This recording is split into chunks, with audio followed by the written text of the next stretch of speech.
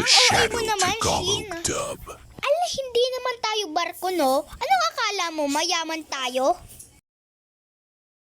Boat lang tayo, no? Hindi yate. Alam mo na, mahirap lang naman tayo, di ba? And vacation lang naman to. Kasi mahal-mahal pa ng vacation natin sa bahay, eh. Mag-aarkila na lang ako ng boat. Okay, so mag-aarkila na ako. O sige, hintayin nyo na lang ako dyan. Sige po. Shin, okay na daw. Bangka na lang tayo. Di naman yate. Ano, magyayate tayo? Mahal-mahal lang yate. Nasa 1,000 yata yun, di ba? Tara na. Nasaan na si Shin? Shin, tara na. Kanina ka pa dyan nag-iPad. I'm sorry. So, bale dito sa air species ko, malapit na daw si Manong Jo kasi baka 1 meter na lang yung layo nila sa atin. So, hintayin na lang natin sila dito. Sabi niya, hintayin na lang natin dito si Manong Jo. Hay, nasa na kaya yung mga batang yun? Hay, di ko sila mahanap eh. Ayun na pala yung mga bata. Sige, dito na lang ako. Sige. Diyan na lang ako. Nasaan na ba yung mga bata dito? Ay. Punta ako na kalak sila. Baka bibabigit silang gamit. Baka bata, tara na. Nandito na ako. Si Manong Jo. Wala daw si janitor. Kasi may pinuntahan, nabatay siya kasi sa, car accident. So, kaya, ako na lang muna ngayon. Kaya, tara na. Sumakay na kayo. Hahatid ko na kayo na sa, vacation house ninyo.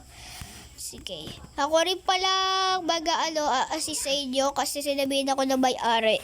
Wala kasi yung may-ari ngayon kasi may pinuntahan. Nagpa-America yung may-ari. Tapos, yung anak kasi sa America nung may-ari namatay dahil nagbigti sa America. Kaya ako daw muna mag-assist sa inyo. So, ayan. Ako pala si Manong Jo. Alam niyo naman. Tapos, ako na rin pala magsisigilabayan nyo doon. Pero dahil magbabangka kayo sa akin, baka 450 na lang bayad ninyo. Binarahan ko na. Ilan niya kayo? 1, 2, 3, 4. Sige, 4. Sige, tara na. Hindi naman pala mabibigat ang ninyo. Tara na dun sa boat. Baka pa tayo, malate pa tayo doon.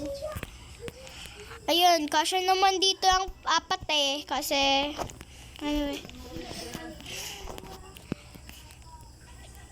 sige, tara na. Pila nyo, sakay na dito sa bangka. Sige, okay lang po Manong Jo. Sige. 450 lang po pala. Di mura-mura na din. Tara na. Shin, Alexa, Jane. Tara na, bilisan nyo.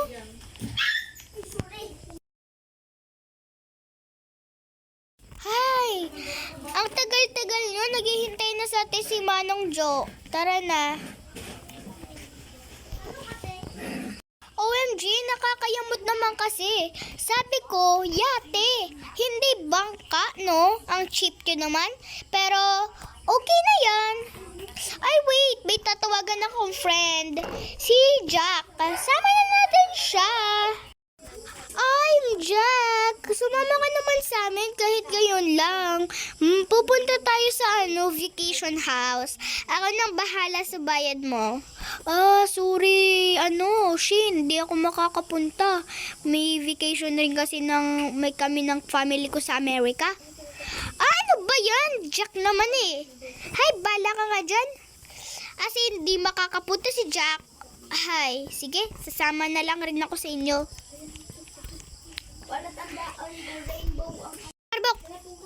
Hay, bakit ba kailangan mo pa isama si Jack? Di ba yan yun ang YOLO?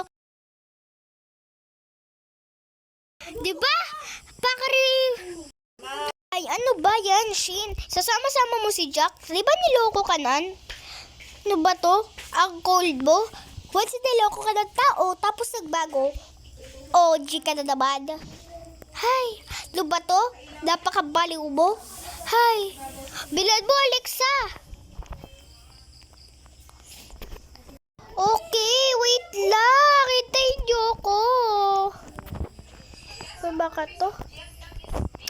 Hintayin niyo ako. Sakto naman pala tayo eh. Ay, hindi pala. Kulang tayo isa. Si Jack. Okay na po bang lahat? Pupunta na tayo doon.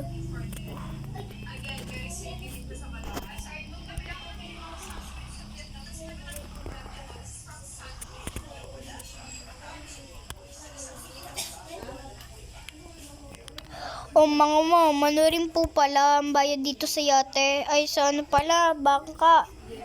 Napag-usapan nyo kasi yung yate kanina eh. Kaya, bayad na lang po dito, 140. Ah, sige, ito na yung bayad. O, Manong Jo, ito na yung bayad. Ay, tara na. Ganda naman pala dito vacation house natin eh. Maganda dito sa house ah.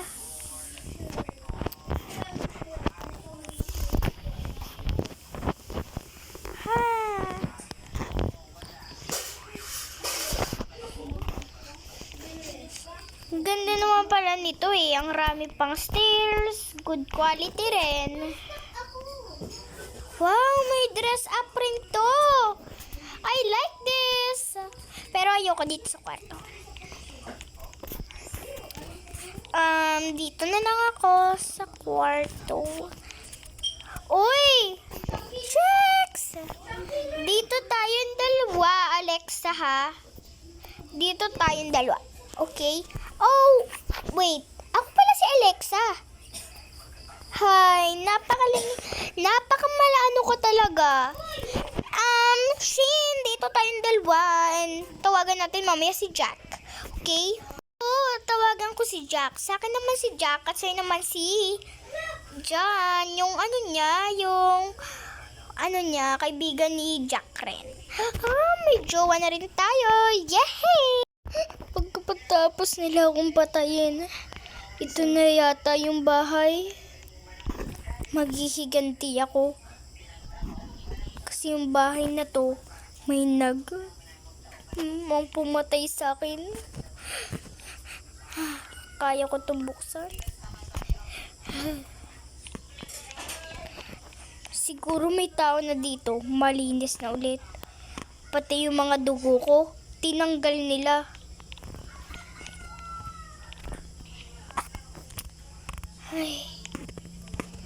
Ay, may mga tao na pala dito na tumira. Ay, oo nga. May tao na dito. Di pa dyan nagtatapos. Maghihiganti ako sa mga pinagagawa ng tao sa akin. Isa lang naman ako maliit at walang muang na bata. Pero kung ano nang pinaggagawa nyo sa akin, gagawin ko talaga itong isang masakim. Maghihiganti ako sa inyo. Dahil sa kanila nasira ang buhay ko, nare-reveal ko na kung anong tunay kong muka. Gagawin ko rin sa inyo kung ano ang ginawa nyo sa aking sakit at sakim. Dahil lalagay ko na to. Dadalawin ko kayo ng paulit-ulit. Simulan na natin. Time na para magiganti sa kanila. At gagawin ko rin kung anong ginagawa nila sa akin. Pero di muna ako magpapakita. Hahabulin ko rin sila. At dito di ba ako namatay? Dito rin ako magpapakita.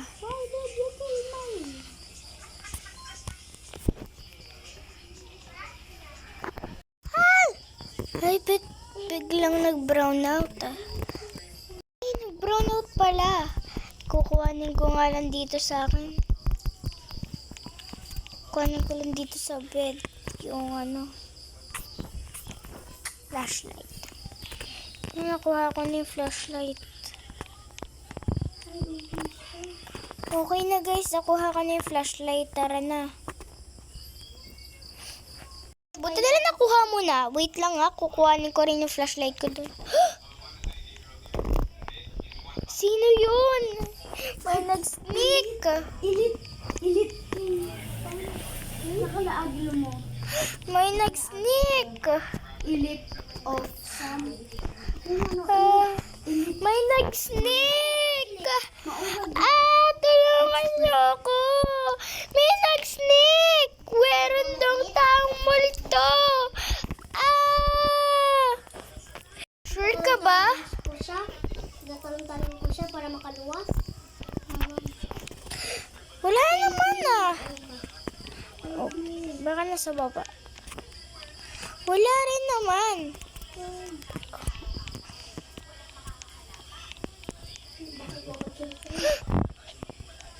Wala naman.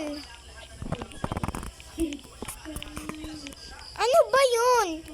Ano bang sinasabi mo? Wala naman Di ba? Napaka-OA mo talaga siya.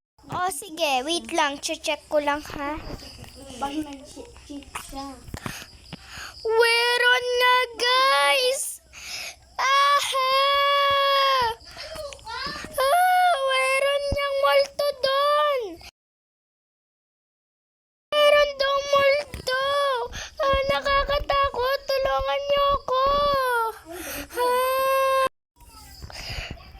Ibabalik ko ang sakit na binigay niyo sa akin. Magpapakita na ako sa inyo. Hi! Ready na ba kayo sa next round natin? Ikaw? Hi! Diyan lang ang nararapat sa inyo. Mga tao, pinatay niyo ako nang wala akong kalaman-laman.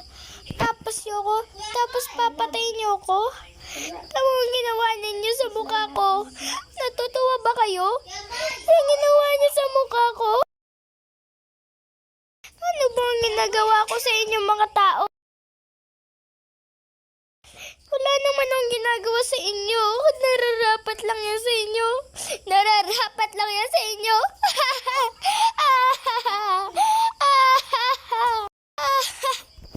Nararapat lang yan sa'yo.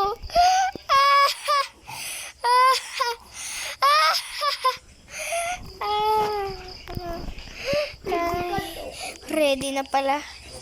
Tapos na ako sa'yo. Hanapin ko na yung iba. Nasaan na kayo? Ready na ba kayong mamatay? Tulungan niyo ako! Tulungan niyo ako! Tingin ko buhay pa to. Buhay ka pa pala Hindi ako titigil sa inyo hanggang buhay kayo. Deserve niyo lang yan. Deserve niyo lang yan.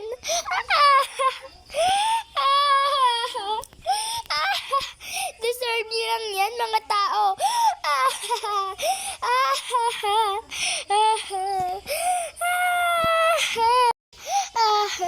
Tama na to. Marami ko ng sa... Ay, yung rami ng dugo sa mukha ko. Tama na to. Hahanapin ko naman yung iba. Nasaan na kayo? Magpakita kayo sa akin. Hindi ko naman kayo papatayin Magpakita kayo sa akin. Hindi ko kayo papatayin. Magpakita kayo. Wala si Alexa. Hindi ko kaya tingnan. Buti na lang nakatago ako dito. Paano ba to? Saan ako tatago? Ay, pag nakaalis na siya, kailangan ko makaalis rin dito. Pag tumaas na siya. Ay, nasa na kaya yung mga fresh kids? Papatayin ko na kayo. Ay, nakakit na nga. Ay, wala na siya. May pagkakataon na ako. Ay, kailangan ko nang tumakbo.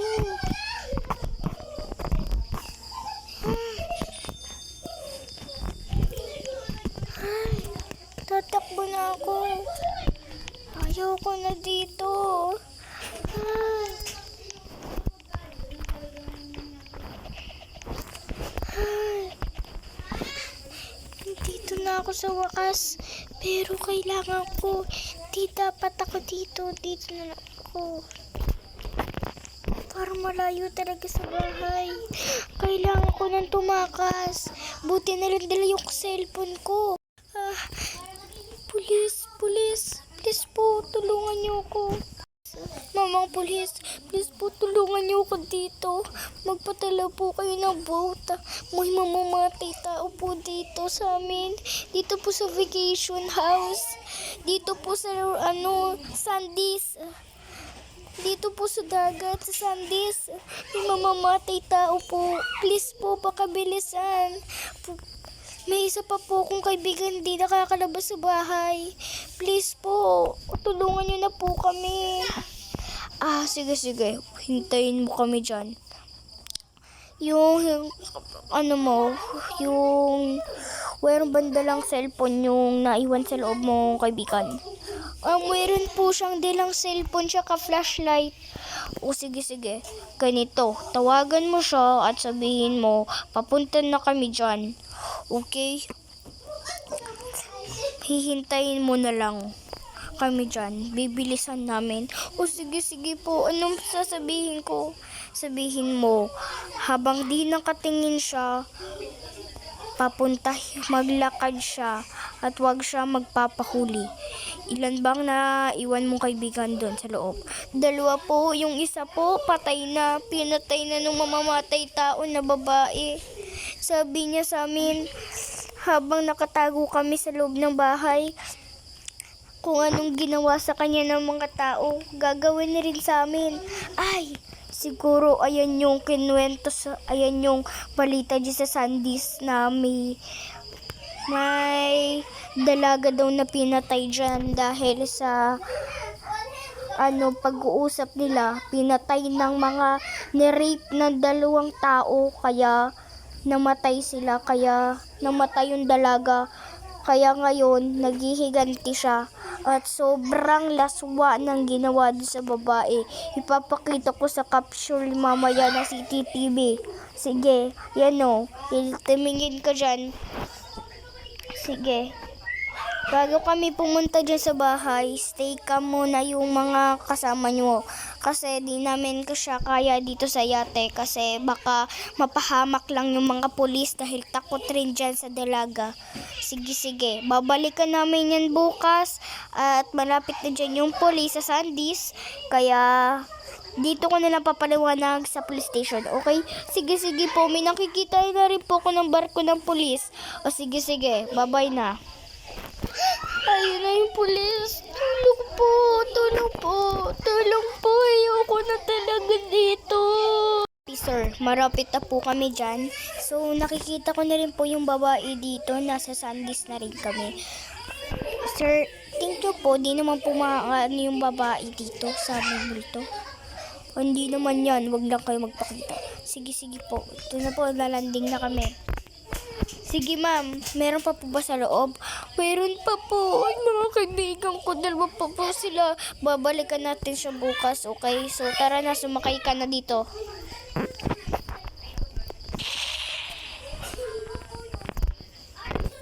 Sige.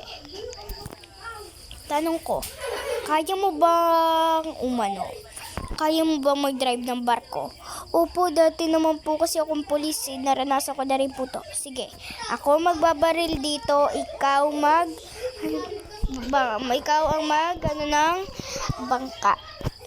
Okay? Sige. Meron pa kami ditong extra damit. Isa lang ako kasi nasa duty yung iba. Sige, ito yung damit. Sutin mo na. Ay, ito na yung damit. Ang cool naman. Hi. Sige po. Saan po tayo po pwesto? Dyan o. Bilan mo. Dyan tayo po pwesto. Naka max speed pala yan. Kaya mag-ingat ka. Sige po. Ayan na yung bahay, diba? Stop dyan. 3, 2, 1. Go! Barel!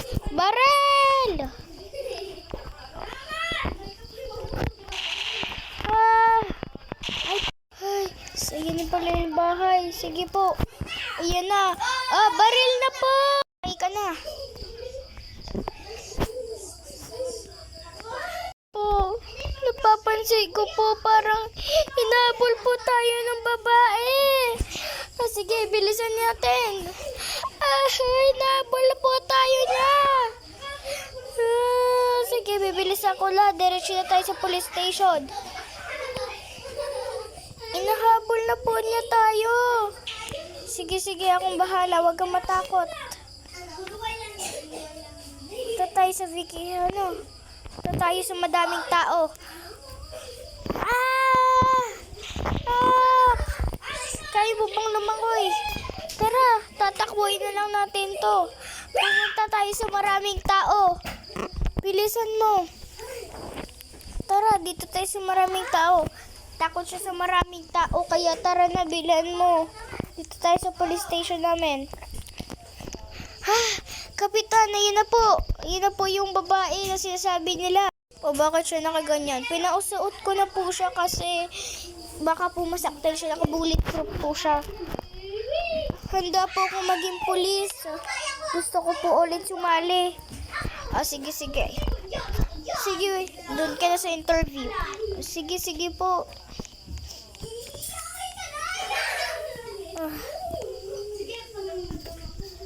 Ay, ate po ba dito? Sige, dito. Interviewin ka namin. Ano mga nakita mo doon? Tapos, anong itsura ng babae? Anong itsura ng babae? Mama, yung mukha niya po parang sirang-sira na po yung mukha niya. Parang nakabuka po na di po malaman. Pero sobra po laswa ng mukha niya. Kasi ang dami niya pong dugo sa damit, saka sa shorts. Tapos, naka-cycling lang po siya. Tapos, sa paa niya, ang rami niya po sugat. Pati yung mukha niya, ang raming sugat. Tapos, ang laki po ng bunganga niya na parang black na talaga. Na sobrang Tapos, ang haba po ng buhok niya. Anong gamit niyang pampatay? Ang gamit niya pong pampatay, axe po. Yung ginagamit po pamputol ng kahoy, axe. Axe. Nandun pa po sila ngayon. Tapos yung kaibigan ko pong isa, pinatay niya po. Di niya po tinigilan hanggang sa mamatay. Sige. Magpahinga ka muna dito sa police station. Sige po, thank you po. Saan po ko dito magpapahinga? Sige, dito ka muna sa baba. Sige po. Dito ka muna dyan sa gilid. Dito ka na lang para tahimik. Dahil gusto mo maging pulis, suotin mo na yung SWAT and alisin mo na yung sombrero po. So, ayan. Sige, dito na lang po ako mag-aano ng cams. So, lahat po pala dito may cam. Sige.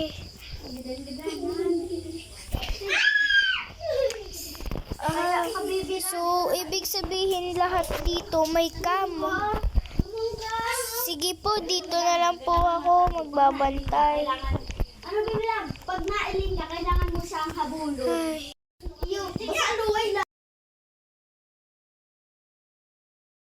Hindi niya pa rin malaman kung nasan yung kapatid niya at yung kaibigan. Hindi niya pa rin malaman kung nasan yung kapatid niya at takot na takot pa rin siya. Nawawala yung kapatid niya na parang kaibigan niya na rin. Yung kaibigan niya na kapatid niya, parang kapatid niya na rin, pinatay. Tamo, pinatay yung kapatid niya na walang muang. Yung kapatid niya na parang niya na talagang tunay na kapatid kasi kaibigan niya lang. Ayun lang ang kaibigan niya. Kaya sa magpapatuloy na episode, next, the part 2.